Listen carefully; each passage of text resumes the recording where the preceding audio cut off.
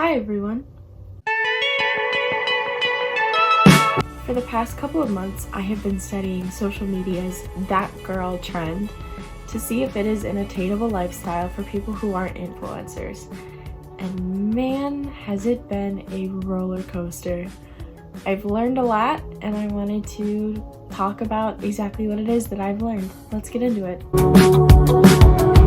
I'll be honest, lately with exercise, I've slacked off a little bit. If I'm not on campus, I'm not walking nearly as much as I usually do. I feel like the past couple days I have at least tried to get outside once a day, but even then it's only for like a 20 or 30 minute walk. But at the same time, just making more of an effort to exercise is an achievement in itself. The amount of walking that I do from a numbers standpoint shouldn't matter as much because it's still a new addition to my routine. It's gonna take a little bit to build it in as a full-on habit. I think the reason that I am so focused on the actual physical amount of walking that I'm doing is because in my mind, exercise is still very much linked to physical appearance, which of course is one of the more toxic areas of the trend, so I'm working to overcome that mindset. No matter how long I'm walking for, I always feel good about myself when it's over, and that's what I should be focusing on. I'm still struggling with food. I think that I am on the right track with trying to become more balanced, which of course is great, but that doesn't mean that if I have pizza for dinner one night that I should be kicking myself. There's very much a fine line here between wanting to improve your eating habits and falling into something more toxic. Do I still catch myself looking in the mirror or stepping on the scale? Yeah, I do. I'll be honest. But food is fuel. That's such a cheesy influencer thing of me to say, but it's true. So yeah, in terms of food, if anything, I'm learning that there's that fine line, and so I just have to be aware of it and be careful that I don't fall into the more negative side of the trend. I also have not done much journaling, even though in my video that I specifically dedicated to journaling, I poked fun at myself for not journaling much. But honestly, the little bits of research that I did for that video were really encouraging. It was good for me to remember why it's so beneficial to me, and it was also cool to learn about some of the other things it offers me. I do also have a very pretty new journal that I am excited to break in.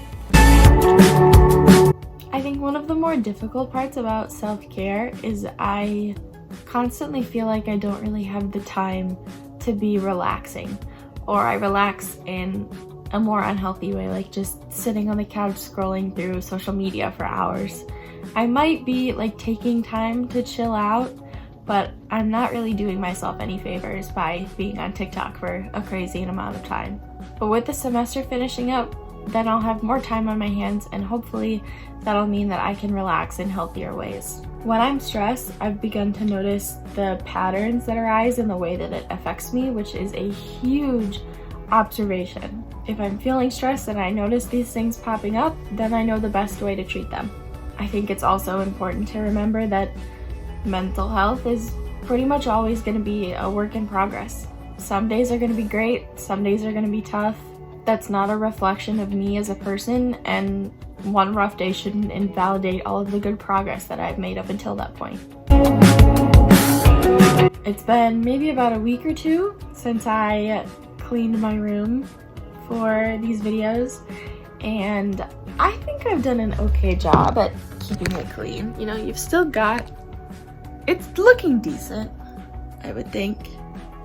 My desk is looking a little cluttered, and I have some laundry to do and some laundry to fold and put away.